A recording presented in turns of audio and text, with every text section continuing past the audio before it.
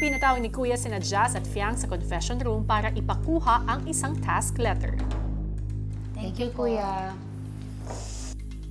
Agad namang tinipan ng dalawa ang ibang housemates. Ito na tayo. Good luck! Housemates, sa loob ng 3 minuto, kinakailangan mailipat ni na Jaren at JP ang lahat ng mga gamit nila sa girls' bedroom.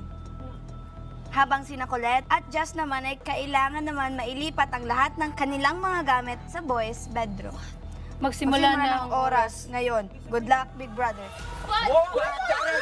Takbo, Jaren! Takbo! Tulungan niyo si tulungan niyo si Colette at saka si... Go, Jaren! Tulungan niyo! Ang nangyari po, Kuya Epic. Epic masyado, Kuya. Jaren! Jaren! Ito mo! Buksan niyo! Buksan niyo!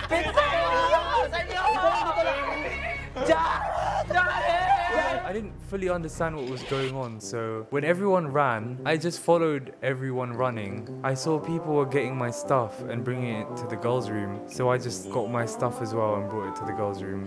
Hey, Jaren, buti na lang nag-go with the flow ka. You followed your heart. 100 minutes!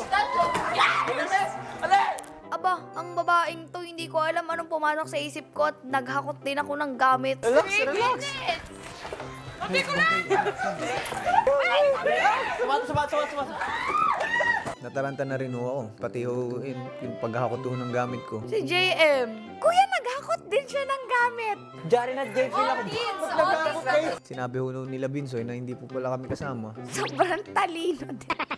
What is going on? Yung mga pangkit. Wala akong brief! Hindi lang! Hello? Ako pa. Where's my towel?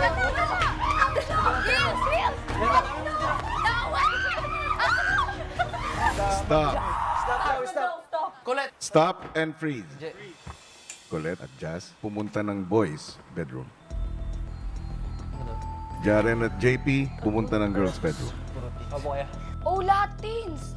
Teens versus adult! Kaya dito. Oh my God! Teens versus adult! Paano if sila lang Uy, lalabas pagising mo ako agad nung nakikita Hindi tayo mo, magkikita paano isang ba yan? linggo.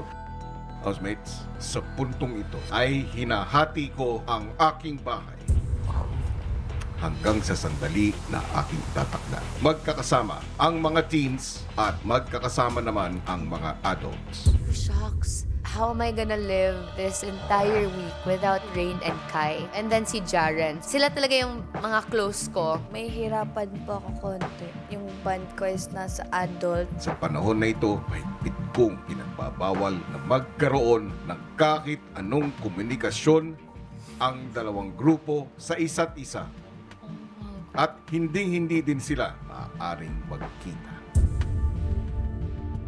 Malaki ho yung magiging pagbabago ho nito. Sa katuwaan, sa ingay ho ng bahay, sa saya. Feel ko rin mas lalong naming maintindihan ng isa't isa as an adult. Medyo malungkot. Okay, yung mga dating namin kakus, lalo sila kay JM, kay Dylan, dati Colette, kakalaban na po kami ngayon. This is really hard. Magiging magkatunggali ang dalawang grupo. Hindi ako magpapatalo sa kanila. Yung mga teens, palaban yan, competitive po. Tatalunin namin sila. Gagalingan talaga nila. Humanda na para sa teens versus adults. I know that even though we're competition for this week, I know that none of us are going to take it to heart. Sa aming mga adults, competitive din kami. We're still going to compete as if we are against each other. We have to think of ourselves. We got this. We got this. May kaba, pero syempre, nalaban po kami kuya talaga. Isasantabi ko lang po muna na kaibigan ko ho sila. Yung band namin, i-set aside muna namin. Titignan ko po muna sila sa ngayon bilang kalaban ko yan. So walang personalan. This is really a test of morality and even your principles. Focus kami dito.